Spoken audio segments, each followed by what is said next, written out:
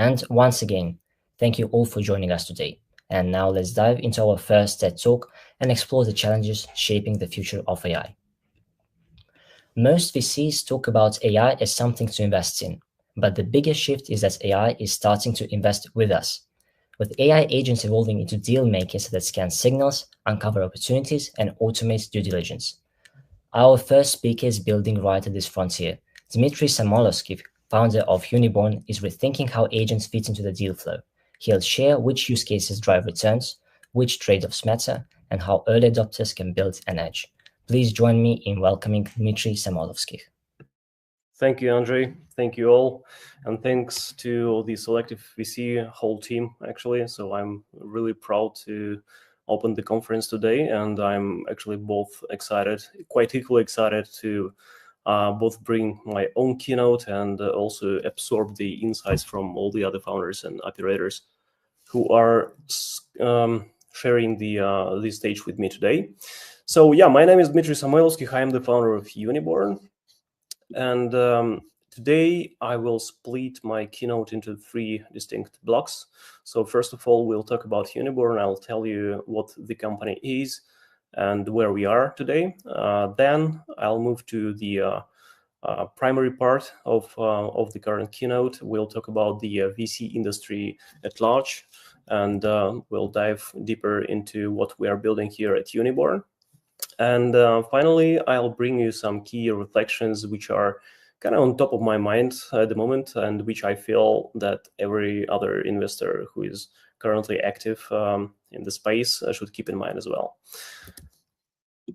So Uniborn, we started off a couple of years ago in 2023, and in the very first days, we were more like a syndication platform. If you are familiar with AngelList or allocations or sidecar, you probably know what it means. So we serve general partners of venture funds, of private equity funds, as well as syndicates like Selective VC, one of our biggest client actually. And we help them with software, and we help them with infrastructure. So we help them to create special purpose vehicles, to put all the documentation together, pull funding to invest in some particular companies, etc.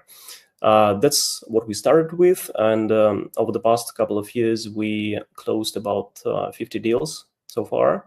And started from last year, we began to focus more on our proprietary deal flow.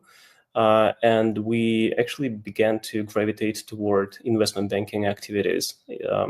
And what it means is that we help post-Series B, I would say, companies, high-growth companies, to place their primary equities to facilitate their fundraising, as well as arrange tender offerings for early employees, early investors.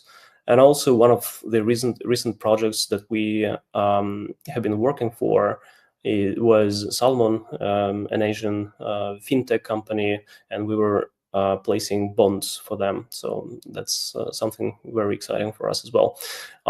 In total, we brought in tens of millions of US dollars in capital within this investment banking activities. And we are a startup ourselves, as you can imagine. So we are backed by several syndicates, including Selective VC, by the way, as well as by Altair Capital, one of the most exciting, I would say, venture funds with 8 unicorns in the portfolio. And of course, we want to be the next one as well. Yeah, we are profitable. We are growing pretty significantly. We closed our last month with 140K US dollars in revenue, which is like 15 times more than August last year. That's it for us, for Uniborn. And now let's gradually move towards the primary talk of this keynote. So yeah, you probably heard about these 3 pillars that VC is all about: sourcing, selecting, and supporting. And while the commonality of the best VC investors is that they kind of great at each of these parts, but within this particular keynote, I would suggest that we only focus on the first part, which is sourcing, because that's where it all begins. And without nailing sourcing, you will not be able to do pretty much anything in the private markets. You probably heard the saying, deal flow is currency, and it quite resonates with another saying, which is your network is your net worth. And it's no wonder, because what actually differentiates private markets from public markets is that alpha in private markets is mainly generated by your visibility and your ability to get access to the best deals on the market. And in private markets, you kind of want other people, like founders, like co-investors, to want you to join the journey, right? So that's why if you look at the data, out of 100 deals that the top VC funds do, over 60 typically come their way through personal connections rather than any other channel. And of course, what we have seen recently over the past decade, I would say, is the rise of data-driven approach in VC. Many of you probably know Alex from Mento VC, which is a great example of kind of ability to amplify data and AI capabilities to expand their radar, their visibility, and double down on proactive search and outreach. And this is definitely a trend. This is where a lot of companies are working to kind of create tools for proactive search. And if we talk about the last part, the cold inbound, sorry, I think we all can agree that we can just skip that, because the quality of the inbound channel is pretty not significant, let's say. So what I'm saying is that VC and private equity industry is heavily reliant on personal networks, and especially when it comes to sourcing. And I personally don't believe that it's going to change in the nearest future, because it's kind of a human nature. But the issue with personal networks is that humans are kind of limited to maintain great connections, great relationships with a large number of people. Let's say there is even a specific number for that. It's called the Dunbar's number, which is 150. What it means is that we humans cannot maintain blossoming great relationships with more than 100 people. And if that's the case, there is a question: can we scale personal networks? This problem is actually nothing new. If you look around, you could see multiple models that large VCs like Sequoia, like A16Z, deploy to expand their visibility through building scout programs, through building venture partners programs, and even kind of multiplying the number of GPs, because each of them may have like up to 100, virtually one, or theoretically 150 relationships, right? But even with that, the best firms like A16Z can only see a fraction of the best deals that can potentially fall into their thesis. And that brings us to the question: if that doesn't work, what does? So, and with that, I'm excited to introduce you how we at Uniborn see the solution for this problem and foresee the future of sourcing. And it's called Jet. He's actually his full name is Jet Ventureson, so he's kind of lucky guy with his last name. So Jet is an AI agent, as you can imagine, who connects to multiple investors and sort of overcomes these sourcing limitations. He doesn't have any limitations in terms of number of people that he can maintain connections with. And how does he work? So essentially, Jet operates as a private network, kind of a social but still private network of professional investors. So he connects to multiple investors and lives in their messengers like Telegram, WhatsApp, Facebook Messenger. He gets to know them first via some deep research that he does under the hood. And then he does an interview with each investor, and then he enriches their profiles over time by just speaking with them. And the more you speak to Jet, the more useful he becomes to you. Secondly, the give-get principle. Jet incentivizes it. He rewards you to share with him opportunities that you are working on for a benefit of making you the first to see the next deal that you are interested in, but that you would otherwise have missed. And under the hood, we have a special hidden scoring system, which we call JES for Jet Scoring System, which dynamically calculates your inputs and rewards users with a certain score. And the higher your score, the more relevant first-hand opportunities Jet will be showing to you. So it's kind of a meritocracy in action. And yeah, so Jet is designed to bring you relevant opportunities, not kind of cold inbound channel, but from investors and to investors. And he connects you with the right people at the right time. So that's the primary functions for Jet. And I'm going to show you what it looks like in a little bit. And finally, of course, it goes without saying, Jet should be more useful than ChatGPT when it comes to market intelligence, especially when it comes to market intelligence in private markets. Now, let's watch a quick video.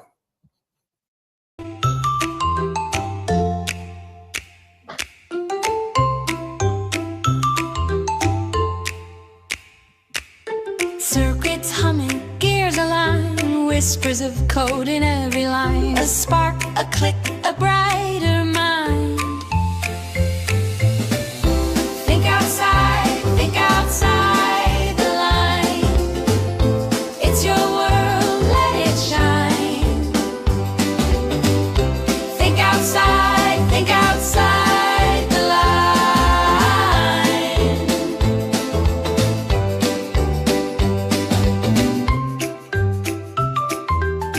A dash of wonder, a leap, a spin. Where does it end? Or does it begin? Think outside the line. Yeah, thank you. I hope you all liked it. So Jet is live starting today. You can find him at jet.im. But please note that he is in private beta. We're still tweaking him and putting some additional inputs, so don't expect too much in the early days from him.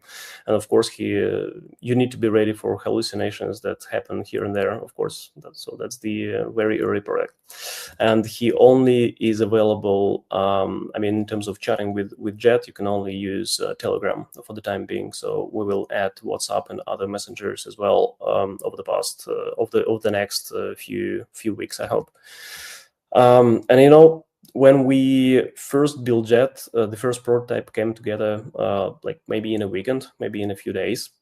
It was like a few prompts, a wrapper, some APIs, and suddenly you have an AI intern that can talk back to you. And I still remember the feelings. It feels like you're building a freaking Jarvis with its real human nature, personality, and brain. It feels really magical. But then reality hits because building a demo is really easy nowadays. So you can take out of the box with all the available tools and build something within really hours or days. But building something that actually works, that requires quite a lot of resources and quite a lot of research, I would say. And so it took us maybe 6 months to get to the current point to build what we have, and we are still far away from a stable product. Let's have a look into what Jet looks like from a technical perspective. I know that we are not talking about technical stuff today, but for investors, maybe there is some value in understanding what is behind under the hood of such agentic systems, right? So as you can see, the whole system is quite complex with dozens of agents, tools, APIs. It's built on top of 3 models at the moment: OpenAI, Gemini, Mistral, and we'll be adding more for some specific tasks, like Anthropic, for example, for financial analysis. And this complexity is for a reason. So some notable challenges that we had to overcome are For example, orchestration. Jet looks like a single agent when you speak to him, but under the hood, as you can see, there are a dozen of agents and counting actually. And when you send one message to Jet, it triggers multiple internal messages and handoffs. And if a single step falls, or if one task lags or two tasks race each other, for example, you have an extreme chaos. And imagine juggling like 6 balls and someone is throwing you the 7th one without warning. So that's what our messaging, buffering, and restart logic had to solve. And it seems like we have finally found a solution for that. Memory is another headache. It's not enough for Jet to remember. He has to remember the right way. So your last preference matters more than what you said, for example, 6 months ago. But we can't lose that memory, that history either. So we had to design a memory system that works like a brain. So it has a short-term focus plus long-term recall tied together with semantic search. I think that's enough for the technical part. And let's gradually move to the final one. In the first part of my keynote, I mentioned that we facilitated about 50 deals so far, and we have seen many more, of course. Plus, as you can see, we are quite into building our own agentic system, so we have something to tell about this maybe. So now I would like to share with you some really random observations that I'm thinking of a lot, and I guess they might be also useful for everyone investing in AI nowadays, and not only AI actually. They might sound like warnings sometimes, but it is also for a reason. So first of all, enterprise adoption today is the Wild West. So what I want to say here is that we are at the land grab age.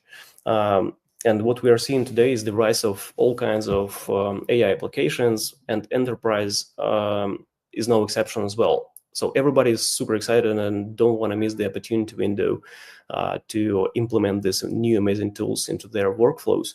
But the reality is that retention really sucks. So the vast majority of AI applications that we see, they really struggle to retain customers.